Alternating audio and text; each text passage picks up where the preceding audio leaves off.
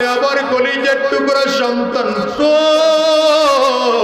Tiffin বানায় দিছিলাম আমার সন্তানটার জন্য, সন্তানটা এ বাজার কোন দুনিয়ার জন্য পাগল হয়ে গেল বলো। আজকে আলেমদের দেখলে তোমার মেজাজ গরম হয়ে যায়, কোরআন ও সুন্নাহর পথে চলতে পারো না, দ্বীনের রাস্তায় তোমার চলতে মনে চায় না, কপাল বুঝি তোমার পুড়ে গেল। বাজান রে তাকায় দেখো না আজকের এই মজলিসে কার কার ঘরে মা নাই।